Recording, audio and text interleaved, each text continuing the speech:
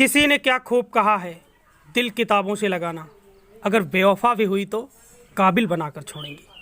नमस्कार दोस्तों, उदय सिंह नाम है हमारा और आप देख रहे हैं ई Gurukul 10.0।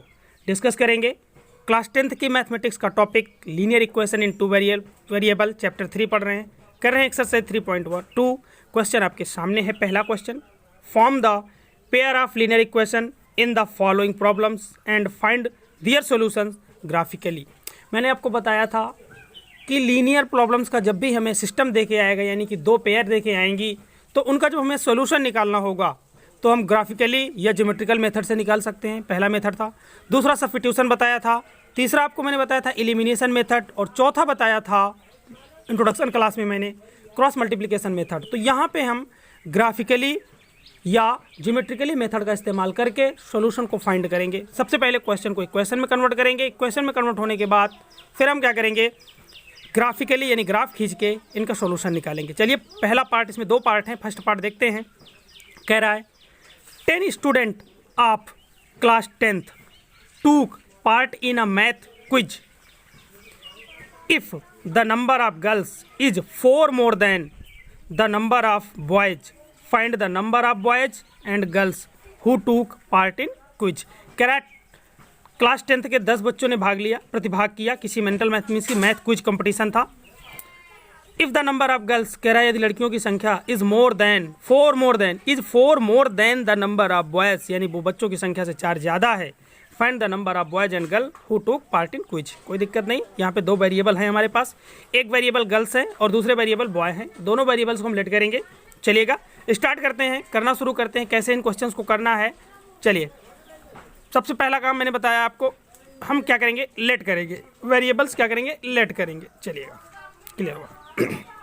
Let number of boys of class 10th कितने मान लिए हमने, x। हाँ भाई, नंबर ऑफ बॉयज कितनी मान ली, x, यानी कि x बच्चे हैं क्लास 10th में। और नंबर ऑफ गर्ल्स कितने हो जाएंगे, y। अच्छा, ये क्या है, गर्ल्स, ये बॉयज हैं और ये क्या है, गर्ल्स। दोनों मिला के क्या होंगे भाई, स्टूडेंट, क्योंकि स्टूडेंट में क्या होता है, गर्ल्स और बॉयज दोनों आते हैं। टोटल स्टूडेंट कितने हैं, 10। तो पहली कंडीशन लगाएंगे अकॉर्डिंग टू क्वेश्चन। तो देखो number of boys plus number of girls is equal to किसके होगा, नंबर ऑफ स्टूडेंट के। कितने हो जाएंगे, 10। यानी कि पहली इक्वेशन हमारी बन गई, x + y equal to 10। Equation 1 बना के छोड़ देंगे। फिर वो क्या कह रहा है, number of girls is 4 more than the number of boys. देखिए नंबर ऑफ गर्ल्स कितनी है, x, नंबर ऑफ गर्ल्स कितनी है, y, और नंबर ऑफ बॉयज x। वो क्या कर रहा है, जो बॉयज गर्ल्स हैं, यानी जो y है, यानी कि जो y है वो लड़कों से 4 ज़्यादा है, मतलब लड़कों में क्या करो, 4 और जोड़ दो। देखो लड़कों में 4 जोड़ेंगे तब किसके बराबर हो रहा है, लड़कियों के। तो x + 4 बराबर y। हमने क्या किया, x + 4 बराबर y। y को इधर ले आओ, इधर ट्रांसफर कर लो LHS में, तो ये माइनस का y आ जाएगा, x - y + 4 = 0। ये इक्वेशन बन गया हमारा 2। ये बन गया इक्वेशन 2। अब क्या करेंगे, इनके लिए टेबल बनाना शुरू करते हैं। इनके लिए टेबल बनाएंगे। टेबल बनाने के बाद क्या करेंगे, दोनों यहाँ तक इक्वेशन हो चुकी हैं हमारी, और फ्रॉम 1, एक बार 1 को ले ही लो। चलो ग्राफिकली सॉल्यूशन, ग्राफिकल सॉल्यूशन के लिए हम क्या करेंगे, फ्रॉम इक्वेशन 1 से आप लीजिए y इक्वल टू कितना आएगा बेटा, 10 - x। कितना आ जाएगा, 10 - x। फ्रॉम 2 से ले लीजिए, 2 को भी दोनों काम साइड में करते चलते हैं। यहाँ से y इक्वल टू निकालोगे, y को आप उधर ले जाओ, माइनस का y है ना, x - y + 4 = 0। क्या किया हमने, माइनस का y था उधर ले जाओ, प्लस का हो जाएगा। x अपनी जगह पे, 4 अपनी जगह पे है, यानी x + 4 बराबर y। ऐसे ही हम लिख सकते हैं y बराबर x + 4। अब क्या करेंगे, हम टेबल बनाना शुरू करेंगे। मैंने बताया था कोई भी रियल नंबर चूज करना होता है, x की जगह वैल्यू रखते चले जाइएगा। बहुत से real number, infinite real number है, सिर्फ आपको इतना ध्यान देना है कि गलती आपसे ये ना होने पाए कि आप दशमलव वाली नंबर को भी ले बैठो। ठीक है, दशमलव वाले नंबर को क्योंकि आप ग्राफ में दिखा नहीं पाओगे, जहाँ मजबूरी होगी वहाँ उस सिचुएशन को भी हम फेस करेंगे। चलिएगा, x = 4 रखो, x = 4 रखोगे, सॉरी x = 6 रखो। यहाँ पे 10 - 6, y की वैल्यू कितनी आएगी भाई, 4। चुपचाप वहाँ नीचे रख दोगे उसके ब्रैकेट में। ठीक है, इसके बाद अब 10x की वैल्यू 5 रखो, 10 - 5 कितना आएगा, 5। y की वैल्यू भी 5 आ जाएगी। फिर x की वैल्यू आप 8 रख दीजिए, तो हो जाएगा 10 - 8 कितना आएगा, y की वैल्यू 2। चलिए पॉइंट, ये a है, a का कोऑर्डिनेट क्या होगा, 6,4, b का 5,5, c का 8,2। प्लॉट द पॉइंट्स, 6,4 अभी प्लॉट करेंगे, b हो गया हमारा 5,5, c हो गया 8,2। यही काम सेम इधर भी करना है। क्या करना है, x की वैल्यू अपने से रखते जाना है, कोशिश करना है कि छोटी वैल्यू ही रहे, ज़्यादा से ज़्यादा छोटी वैल्यू से ही काम चला लेंगे, ज़्यादा बड़ा ग्राफ बनाने का कोई मतलब नहीं है। चलिएगा रखते हैं। एक्स इक्वल टू आप 0 रखोगे, यहाँ पे एक्स की वैल्यू 0 रखोगे, जब 0 रखोगे तो वाई की वैल्यू कितनी आ जाएगी भाई 4, यानी कि 0 + 4 यानी 4 आएगा। चलिए एक्स की वैल्यू -1 रखो, -1 + 4 कितना आएगा भाई +3, -2 रख लो, -2 + 4 कितना आएगा +2। पॉइंट बन गए भाई, पॉइंट पी बन गया हमारा 0,4, पॉइंट क्यू बन गया -1,3, पॉइंट आर बन गया -2,2, -2,2। अब इन तीनों पॉइंट्स को ए बी सी को प्लॉट करेंगे, लाइन ड्रॉ करेंगे, पी क्यू आर को प्लॉट करेंगे और लाइन ड्रॉ करेंगे, जहां पे दोनों एक दूसरे को इंटरसेक्ट करेंगी वही हमारा सॉल्यूशन होगा। चलिए देखते हैं ग्राफ। चलिएगा पॉइंट प्लॉट करेंगे। पहले ए पॉइंट देखो 6,4 है, एक्स में 6, वाई में कितना 4, ये हमारा यहाँ पे ए पॉइंट आएगा 6,4। दूसरा पॉइंट है 5,5, एक्स में कितना +5 और वाई में +5, बी पॉइंट यहाँ पे आ जाएगा। देखो +5, यहाँ पे ये 5 है और यहाँ ये वाई में 5 भी है और ये यहाँ पे भी 5 है और यहाँ भी 5,5 हो गया। सी पॉइंट देखेंगे 8,2, सी कितना 8,2, 8 ये आया, वाई में 2 जाओ 1 2, 8,2 सी हो गया। और ए बी सी को आप मिला दो, इन तीनों पॉइंट्स को मिला दो, तो ए बी सी को मिलाते हुए हमें लाइन खींचेंगे। ये हमारा ग्राफ होगा x + y = 10 का। हाँ ये हो जाएगा ग्राफ होगा हमारा किसका, x + y = 10। दूसरी वाली लाइन उठाते हैं, दूसरी वाली लाइन के पॉइंट्स को प्लॉट करते हैं, यानी पी क्यू आर को प्लॉट करते हैं। पी का कोऑर्डिनेट जो है हमारे पास वो है, पहला कोऑर्डिनेट था 0,4, 0, एक्स में 0, तो यहाँ से चलना शुरू किया, एक्स में 0 ही रहे। चलिए वाई में 4 जाओ, वाई में 4 गए, यानी कि वाई एक्सेस पे ही होगा हमारा 0,4, रख दिया हमने 0,4। इसके बाद अगला पॉइंट है -1,3, एक्स में -1, वाई में +3, 1 2 3, तो ये क्यू हो गया -1/3।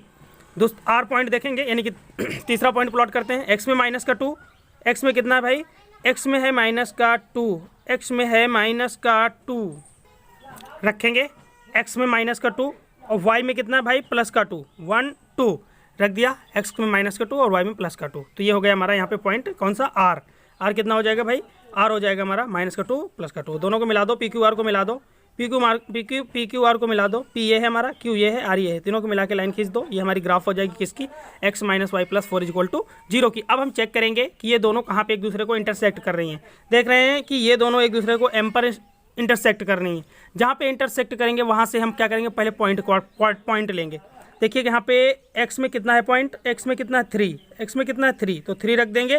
फिर y में कितना देख लेंगे, 1 2 3 4 5 6 7, y में कितना है 7, यानी कि जो m के कोऑर्डिनेट होंगे, यानी कि पॉइंट ऑफ इंटरसेक्शन के जो कोऑर्डिनेट होंगे वो क्या होंगे 3,7। तो यहाँ पे हमें निकल के आ चुका है x की वैल्यू कितनी आ गई 3 और y की वैल्यू कितनी आ गई 7। बताएंगे यहाँ पे, the two lines intersect at point m 3,7 जिसके कोऑर्डिनेट है, which is the required graphical solution, यानी क्या होगा हमारा ये ग्राफिक सोल्यूशन होगा।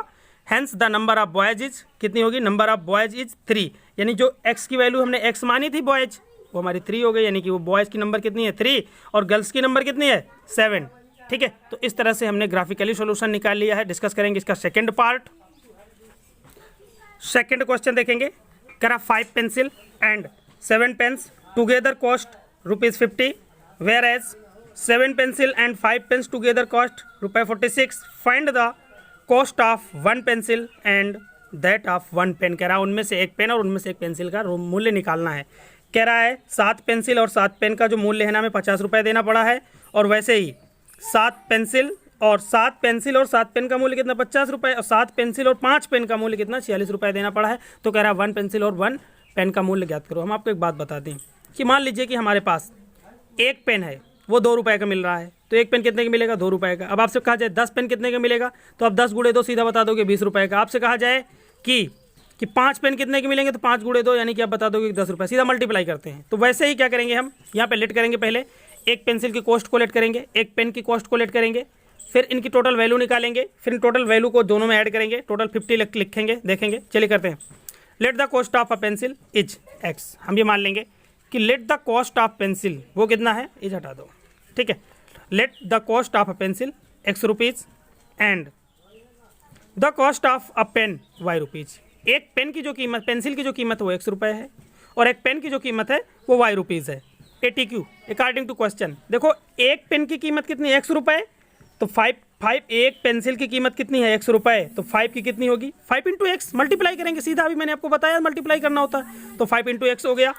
अच्छा 7 पेन की कीमत एक पेन की कीमत वाई है तो 7 की कितनी हो जाएगी 7 वाई।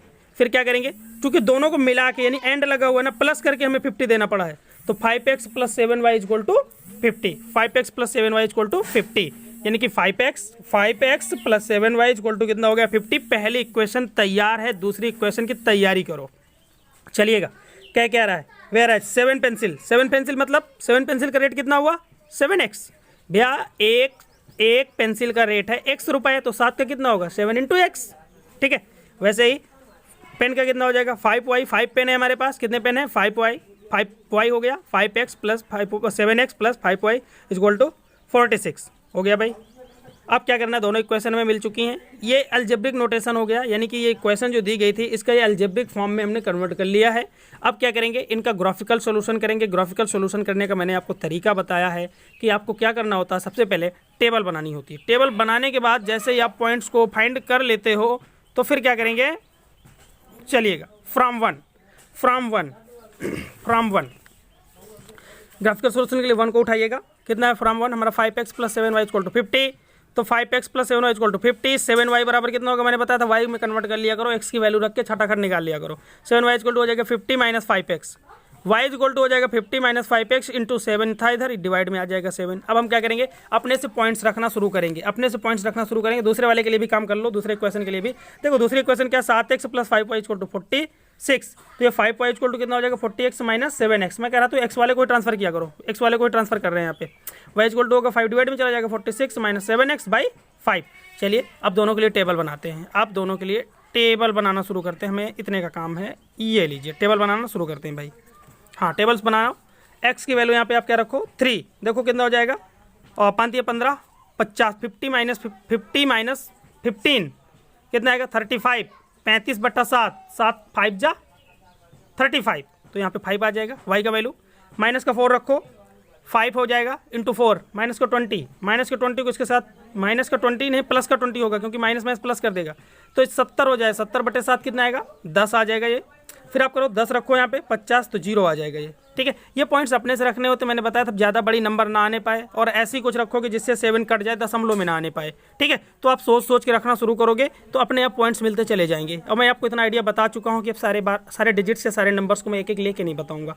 ठीक है, चलिए आप यहाँ पे 3 रखो, 3 रख के देखो, 3 रख के देखो, 1 और 2 रख के देखोगे कोई मतलब नहीं निकलेगा। चलिए एक बार मैं आपको बता भी देता हूँ। 0 रखो, यहाँ पे 0 रखोगे तो 46/5 आएगा, दशमलव में आएगा, कोई मतलब नहीं। 1 रखो, देखो ये हो जाएगा 1 में 39/5 आएगा, नहीं कटेगा। 2 रख के देख लो, 14 हो जाएगा, 14 और 16 कितना हो जाएगा, घटेगा, तब भी 2 आएगा, दशमलव में कन्वर्ट होगा 5 से डिवाइड करने के बाद। मैंने बताया दशमलव से हमें परहेज करना है। 3 रख के देखो, 7 21 21 और 46 में 21 आप क्या करो घटा दो, 25 बचेगा, 25 5 आ जाएगा, तो 3 को हमने ले लिया इसीलिए।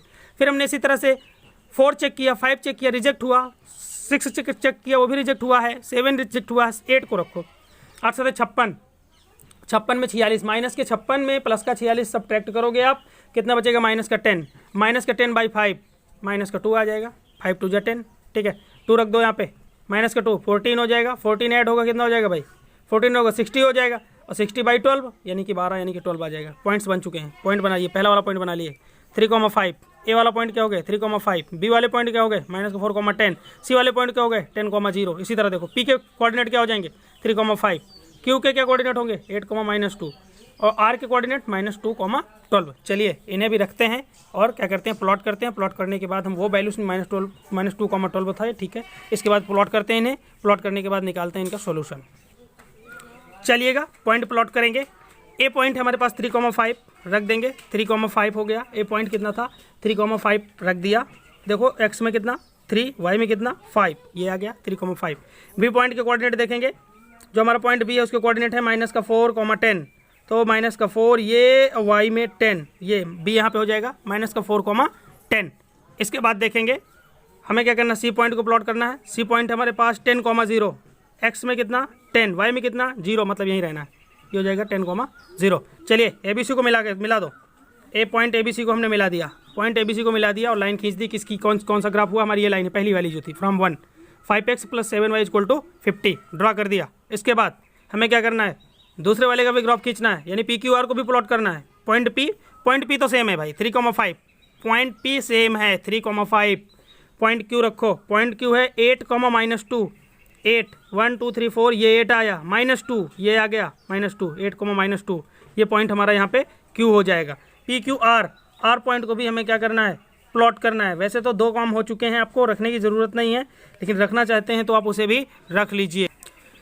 वो पॉइंट बड़ा हो रहा है, -2, 12 आया है और यहाँ तक हमारे पास 12 की डिजिट्स नहीं है हमारे पास वो वाई में, कोई दिक्कत नहीं है, 2 पॉइंट को मिला लेंगे, काम हो जाएगा। 2 पॉइंट को मिला लोगे, 2 पॉइंट से होकर भी हमारी लाइन खींची जा सकती है, ठीक है। कम से कम 2 पॉइंट हमारे पास होने चाहिए, ए और क्यू और पी को मिला दो, मिलाते हुए लाइन आप खींच देना, लाइन खींच दोगे सीधा इस तरह से हमें ग्राफ मिल जाएगा 7x + 5y = 46, 7x + 5y = 46। अब ये देखना है हमें, जैसे ही हमारा दोनों ग्राफ खींच जाएंगे हम देखेंगे कि ये दोनों एक दूसरे को कहाँ पे इंटरसेक्ट कर रही हैं। तो देखिए यहाँ पे हो सकता है इंटरसेक्ट करें भी, हो सकता है दोनों एक दूसरे के ऊपर चली जाएं, हो सकता है कि इस कंडीशन में दोनों एक दूसरे को इंटरसेक्ट ना करें, पैरेलल हो जाएं। तो ये कंडीशन है, कोई दिक्कत नहीं, वो देखा जाएगा समय के साथ। लेकिन जब भी इस तरह की बेसिक प्रॉब्लम्स आएंगी जो, इसमें क्या होगा, पॉइंट ऑफ इंटरसेक्शन निकल के आएगा जरूर, ठीक है। तो देखिए यहाँ पे ए और पी दोनों सेम पॉइंट मिले हैं और यहीं पे दोनों एक दूसरे को इंटरसेक्ट कर रही हैं। तो यही वैल्यू जो होगी हमारी वो क्या होगी, ग्राफिकल सॉल्यूशन हो जाएगी और यही सॉल्यूशन हम लेके घर चले जाएंगे, ठीक है। चलेगा, both lines intersect at the point 3,5, so 3,5 is the solution. कितना भैया, x = 3, y = 5, x = 3, y = 5, यानी कि the cost of a pencil कितनी आ गई, x रुपए, यानी कि 3 रुपए आ गई। और the cost of a pen, pen की कॉस्ट कितनी आ गई, 5 रुपीज़। इस तरह से हमने इसे कर लिया है। करेंगे अगला क्वेश्चन, दूसरा पार्ट इसी। सामने हो मंजिल तो रास्ते ना मोड़ना, जो मन में हो वो सपना न तोड़ना, कदम कदम पे मिलेगी मुश्किलें आपको, बस सितारे चुनने के लिए कभी ज़मीन मत छोड़ना। चलिए बच्चों, दूसरा क्वेश्चन डिस्कस करेंगे। On comparing the ratio A1/A2, B1/B2 and C1/C2, find out whether the lines representing the following pair of linear equation intersect at a point are parallel or coincident। तो मैं आपको थोड़ी सी बात बता देता हूँ। देखिएगा, आपको मैंने एक बात बताई थी कि अगर हमारे पास लाइन है क्या, A1x + B1y + C1 = 0, एक ये है, और दूसरी लाइन मिल जाए हमें A2x प्लस, क्योंकि पेयर ही दिया होगा, B2y + C2 = 0। अगर कंडीशन मैंने आपको बताई थी किसकी, इंटरसेक्टिंग लाइंस की, पहली मैंने कंडीशन आपको बताई थी इंटरसेक्टिंग। अगर आपने वीडियो नहीं देखी ना, इस वीडियो को जरूर देख लीजिएगा। देखिए इंटरसेक्टिंग कब होंगी, जब इन दोनों का रेशियो यानी कि A1/A2 बराबर ना हो किसके, B1/B2 के। हाँ, जब भी A1/A2 नॉट इक्वल टू हो B1/B2, इस कंडीशन में इंटरसेक्टिंग लाइंस होंगी। दूसरी कंडीशन देखिएगा, दूसरी कंडीशन मैंने बताई थी, अगर A1/A2 बराबर हो B1/B2 के,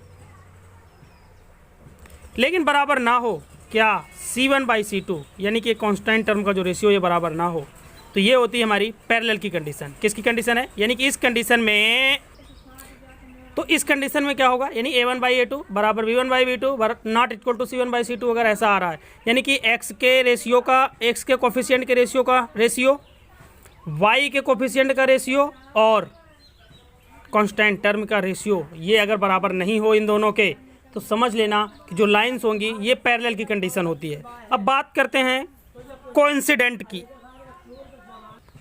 वो क्या होना चाहिए, कोइंसिडेंट वाली कंडीशन, A1/A2 बराबर B1/B2 बराबर C1/C2। अगर ये तीनों रेशियो यानी कि x के कोफिशिएंट का रेशियो बराबर हो y के कोफिशिएंट के रेशियो के और बराबर हो कांस्टेंट टर्म के रेशियो के, तो समझ लेना कि लाइन क्या है हमारी, कोइंसिडेंट हैं। चलिए समझिएगा, चलो चेक करेंगे रेशियो से। गिवन इक्वेशन है, the given lines are 5x - 4y + 8 = 0, और दूसरी है 7x + 6y - 9 = 0। A1 की वैल्यू कितनी है, 5, B1 की वैल्यू कितनी है, -4, C1 की वैल्यू कितनी है, 8, A2 की वैल्यू कितनी है यहाँ पे, 7, B2 की वैल्यू कितनी है, 6, और C2 की वैल्यू -9। चलिए पहले हम A1/A2 निकालेंगे। A1 रेशियो A2 निकालो भाई, A1/A2 कितना हो जाएगा, 5/7 निकाल दिया। B1/B2 निकालो, -4/6, काटोगे इसे, 2 2 4, 2 3 6, यानी -2/3 आ जाएगा। C1/C2 हो जाएगा 8/-9 या -8/9 लिख सकते हो, ठीक है, क्योंकि यहाँ पे उसकी वैल्यू क्या है, -9 है C2 की। दोनों रेशियो में निकालिए। चलिए A1/A2 जो आया हमारा, A1/A2 आया वो 5/7 आया है, B1/B2 जो है माइनस का 2/3 आया है, C1/C2 जो है माइनस का 8/9 आया। पहले देख लो कि A1 और A1/A2 बराबर है क्या B1/B2 के, क्योंकि बराबर वाला होगा तभी तो आगे जाएंगे, बराबर नहीं होगा तो यहीं रुक जाएंगे। चलिएगा, A1/A2 not is equal to B1/B2। देखिए 5/7 है और ये माइनस का 2/3 है, तो यहाँ पे आप बताओगे कि A1/A2 का जो रेशियो है वो बराबर नहीं है किसके, B1/B2 के रेशियो के, यानी -2/7 के बराबर नहीं है। इसका मतलब क्या है, पहली कंडीशन सेटिस्फाइड करेगी। Hence the given lines intersect at a point, यानी कि जब भी A1/A2 not is equal to B1/B2 होगा तो इस कंडीशन में हमारी लाइन्स होंगी जो वो क्या होंगी, इंटरसेक्ट करेंगी एक दूसरे को, यानी कि इंटरसेक्टिंग लाइन्स होंगी। इस कंडीशन में क्या होंगे, इंटरसेक्टिंग लाइन्स होंगी, इंटरसेक्ट करेंगी। कब, जब A1/A2 बराबर होगा B1/B2 के बराबर नहीं होगा, यानी A1/A2 not is equal to B1/B2 होगा, तो क्या होगा, ये इंटरसेक्टिंग लाइन्स की कंडीशन होगी। दूसरा देखेंगे सेकंड पार्ट, सारे पार्ट इसके क्लियर हो जाएंगे आपके। सेकंड पार्ट देखिएगा, देखो यहाँ पे सेकंड पार्ट में उसने कहा है कि the given lines are given 9x + 3y + 12 is equal to 0, एक लाइन ये हो गई, and 8x + 6y + 24 is equal to 0। आप क्या करो, A1 का वैल्यू कितना है यहाँ पे 9, B1 का वैल्यू कितना है 3, C1 का वैल्यू कितना है 12, A2 की वैल्यू 18, B2 की वैल्यू 6, C2 की वैल्यू 24। चलिएगा, A1/A2 यानी कि 9/12 वो निकाल दो, 9/18 है भाई, हाँ 9/18 है, 9/18 है, 9 1 जा 9, 9 2 जा 18, 1/2 आ गया।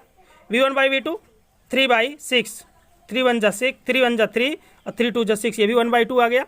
C1/C2 12/24, 24 1 जा 12 1 जा 12 और 12 2 जा 24, 1/2 ये भी आ गया। देखिए यहाँ पे A1/A2 का रेशियो कितना है 1/2, B1/B2 का रेशियो कितना है 1/2, C1/C2 का रेशियो कितना है 1/2, यानी कि यहाँ पे A1/A2 बराबर है B1/B2 के, बराबर है C1/C2 के। Hence the given lines are coincident. क्या होंगी भाई, इस कंडीशन में क्या होंगी, ये कोइंसिडेंट होंगी। क्या होंगी, कोइंसिडेंट होंगी, यानी कि इनका जो ग्राफ मिलेगा दोनों एक दूसरे के ऊपर, ये लाइन पहले और उसी के ऊपर यही लाइन, सेम लाइन ये भी होगी, दोनों लाइनें एक दूसरे के ऊपर क्या होंगी, कोइंसिडेंट होंगी, दोनों एक दूसरे के ऊपर होंगी। संपाती हिंदी में बोलते हैं, संगामी बोलते हैं, जो कहना चाहो, ठीक है।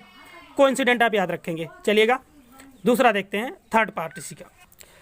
थर्ड पार्ट में कह रहा है the given lines are 6x - 3y + 10 is equal to 0।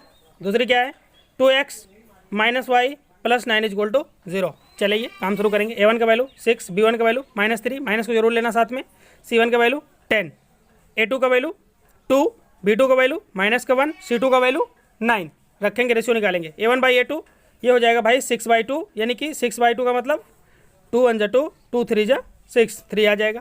B1/B2 -3 by -1, ये भी 3 आ गया। C1/C2 10/9 आ जाएगा, ठीक है। अब देखिए A1/A2 3 है, B1/B2 कितना है, वो भी 3 है, यानी कि A1/A2 बराबर है B1/B2 के, लेकिन C1/C2 कितना है 10/9, ये बराबर नहीं है, ये बराबर नहीं है, इन दोनों रेशियो के बराबर नहीं है। A1/A2 बराबर B1/B2 not is equal to C1/C2, hence the given lines are parallel, यानी कि इस कंडीशन में कौन सी, A1/A2 बराबर B1/B2 not is equal to C1/C2 की कंडीशन में जो गिवन लाइन्स होंगी वो क्या होंगी, पैरेलल होंगी। 3 कंडीशन मैंने आपको बता दी। जब भी आपको A1/A2 बराबर आएगा B1 ना बराबर नहीं आएगा B1/B2 के, तो समझ जाना लाइन इंटरसेक्टिंग है। A1/A2 बराबर हो B1/B2 के, बराबर ना हो C1/C2 के, यानी इस कंडीशन की बात करते हो तो लाइन पैरेलल्स होंगी। लेकिन A1/A2 बराबर हो B1/B2 के और बराबर हो C1/C2 के, तीनों अगर आप में बराबर तीनों रेशियोज, तो समझ लेना कि जो लाइंस हैं वो कोइंसिडेंट हैं, संगामी हैं, समपाती हैं। हिंदी में बोलते हैं संगामी, यानी एक ही जगह से जाने वाली हैं दोनों लाइनें, ठीक है। चलिएगा तीसरा क्वेश्चन डिस्कस करेंगे। यहाँ पे भी कुछ ऐसा ही कमाल करना है, कुछ ऐसा कर कमाल की तेरा हो जाऊं। On comparing the ratio A1/A2, B1/B2 and C1/C2, find equations are consistent और इनकंसिस्टेंट। हमें बताना है कि इक्वेशन कंसिस्टेंट है या इनकंसिस्टेंट। मैंने तो आपको बताया था एक बात कि देखो कंसिस्टेंट होने की कंडीशन क्या है, एटलीस्ट 1 सोल्यूशन होना चाहिए, यानी कि कम से कम एक सोल्यूशन होना चाहिए। तो इनकंसिस्टेंट कहाँ पे होगा, जहाँ पे नो सोल्यूशन होगा। और नो सोल्यूशन वाली कंडीशन क्या पढ़ा है अभी हमने, A1/A2 बराबर B1/B2 not is equal to C1/C2, यानी यहाँ पे जहाँ पे ऐसी सिचुएशन आएगी A1/A2 तो बराबर होगा B1/B2 के, लेकिन बराबर नहीं होगा किसके, C1/C2 के, वहाँ पे नो सोल्यूशन होगा और इनकंसिस्टेंट होगा। कंसिस्टेंट वाली सिचुएशन कौन कौन सी हैं, एक तो इंटरसेक्टिंग लाइंस वाली, दूसरी कोइंसिडेंट वाली। इंटरसेक्टिंग लाइन में वन होता है, वन सोल्यूशन होता है यानी यूनिक सोल्यूशन होता है, और पैरेलल वाली में क्या होता है, नो सोल्यूशन होता है, वो इनकंजिस्टेंट हो जाएगा। कंजिस्टेंट के लिए दो ही कंडीशन है हमारी, एक A1/A2 not equal to B1/B2, दूसरी A1/A2 बराबर होगा B1/B2 के, बराबर होगा C1/C2 के। ये दो कंडीशन है कंजिस्टेंट की, और जिसमें नो सोल्यूशन यानी कि A1/A2 बराबर B1/B2 not equal to C1/C2 है, तो वो क्या होगा, इनकंजिस्टेंट की सिचुएशन होती हैं। चलिए डिसाइड करते जाएंगे, पहले रेशियो निकालते जाएंगे। क्वेश्चन आपके सामने है, क्वेश्चन हमने फिर से लिख भी रखे हैं, सारे पार्ट आपके सामने हैं। पहला पार्ट डिस्कशन शुरू करते हैं। देखिएगा पहला पार्ट क्या है, the given linear equations are 3x + 2y - 5 = 0, and दूसरी क्या है 2x - 3y - 7 = 0। A1 की वैल्यू कितना है यहाँ पे 3, A1 की वैल्यू कितना 3, B1 की वैल्यू 2, C1 की वैल्यू -5, A2 की वैल्यू 2, B2 की वैल्यू -3, C2 की वैल्यू -7। A1/A2 कितना आ जाएगा भाई, A1A2 की वैल्यू रखो 3/2, B1 B2 की वैल्यू कितने 2/3, 2/3 2/-3 क्योंकि B2 की वैल्यू -3 है, तो माइनस के 2/3 कर सकते हो। बस C1 साइड C2 निकालने की जरूरत नहीं है क्योंकि यही दोनों बराबर नहीं आए हैं। चलिएगा clearly it is clear that A1/A2 not equal to B1/B2, hence the given lines of the linear equation is consistent. Consistent क्यों होगी, क्योंकि इसका एक सोल्यूशन है। अगर इसका यूनिक सोल्यूशन है यानी कम से कम एक सोल्यूशन है तो वो कंजिस्टेंट होगा। देखिए ये क्या इंटरसेक्टिंग लाइन्स है तो कम से कम एक सोल्यूशन तो होगा, ये एक यूनिक सोल्यूशन है। जहाँ पे सोल्यूशन होगा वो लाइन्स क्या होती हैं, कंजिस्टेंट होती हैं। क्या होती हैं भाई, कंजिस्टेंट होती हैं। इनका कम से कम एक सोल्यूशन निकल सकता है, इनकंजिस्टेंट का कोई सोल्यूशन नहीं निकलता। ठीक है चलेगा, सेकंड पार्ट चेक करते हैं इसका। सेकंड पार्ट चेक करते हैं भाई। The given linear equation can be written as, वो कुछ ऐसे लिखी हुई थी 2x - 3y = 8 लिखी हुई थी। हमने क्या किया 8 को इधर ट्रांसफर कर लिया है। 2x यही काम करोगे, आपको स्टैंडर्ड फॉर्म में रख लेना तुरंत। 2x - 3y - 8 = 0, 4x - 6y - 9 = 0। दोनों इक्वेशन किस तरह से लिखा जा सकता है, जहाँ पे A1 का वैल्यू 2 है, B1 की वैल्यू -3 है और C1 की वैल्यू -8 है, A2 की वैल्यू 4 है, B2 की वैल्यू -6 है, C2 की वैल्यू 9 है। चलिए रेशियो निकालो। हाँ भाई इन दोनों का रेशियो 2/4 कितना आ जाएगा 1/2। इन दोनों का रेशियो -3 बाई -6, -3 बाई -6, वही भी कटने के बाद वो भी 1/2 आ जाएगा सिंप्लीफाई होने के बाद।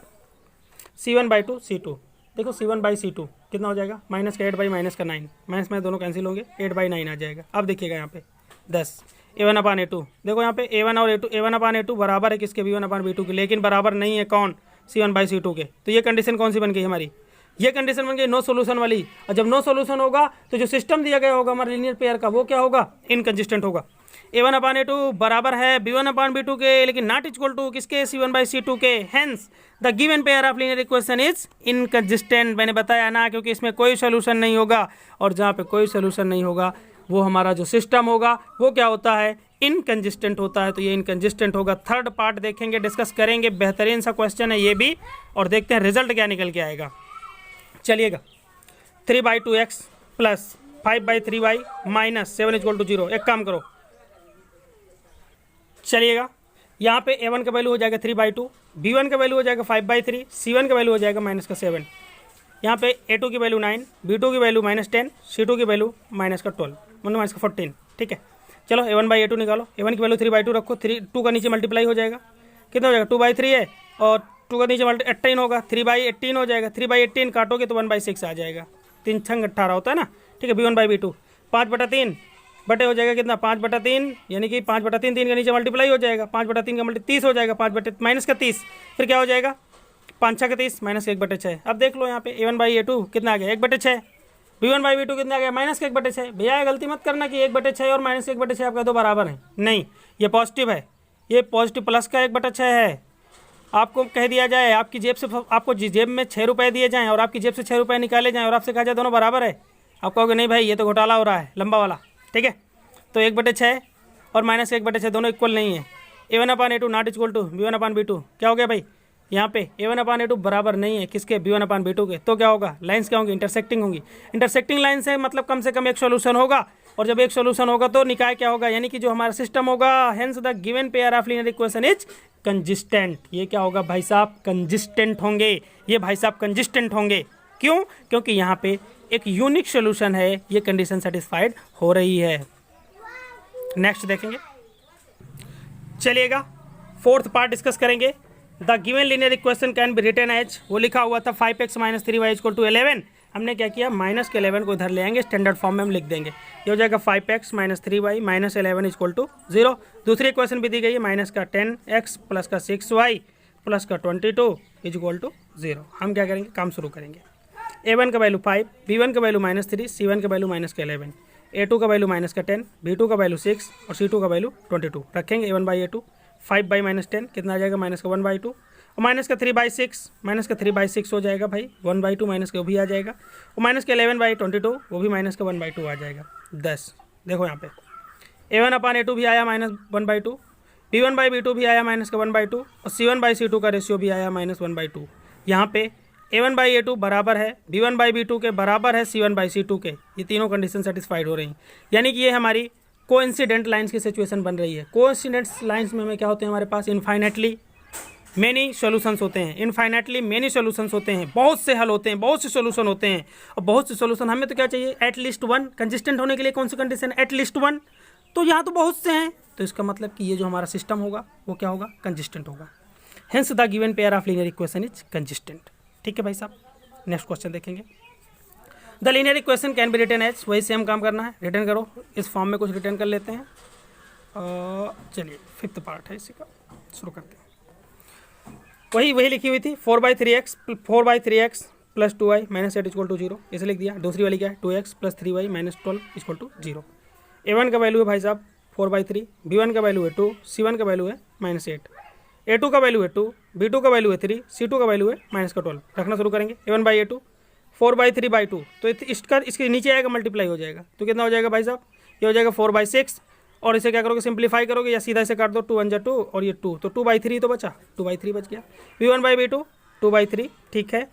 और क्या है हमारे पास, c1 बाई c2, देखो c1 का वैल्यू माइनस का 8 है और ये माइनस का 12 है, रख दो माइनस का 8/12, माइनस तो कैंसिल हो जाएंगे दोनों। अब करो 4 से काट दो, 4 2 जा 8, 4 3 जा 12, 2/3। यहाँ पे भी देखो a1 बाई a2 का रेशियो कितना है, 2/3, b1 बाई b2 का रेशियो कितना है, 2/3, c1 बाई c2 का रेशियो कितना है, 2/3, यानी कि तीनों क्या आए हैं, बराबर आ गए ना।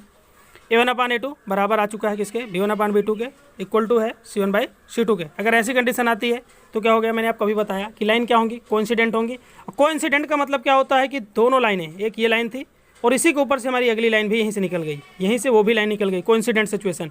यानी कि यहाँ पे एक दूसरे को इनफाइनाइट जगह पे काटेंगे और जितनी जगह पे काटती हैं उतने सॉल्यूशन होते हैं, यानी कि इस कंडीशन में इनफाइनाइटली मेनी सॉल्यूशंस होते हैं। हमें कितना चाहिए, इन कंसिस्टेंट होने के लिए कितना चाहिए, कम से कम एटलीस्ट वन सॉल्यूशन। तो हेंस यहाँ तो मेनी सॉल्यूशंस हैं, hence the given pair of linear equation is consistent. ये क्या हो जाएगा भाई साहब, कंसिस्टेंट हो जाएगा।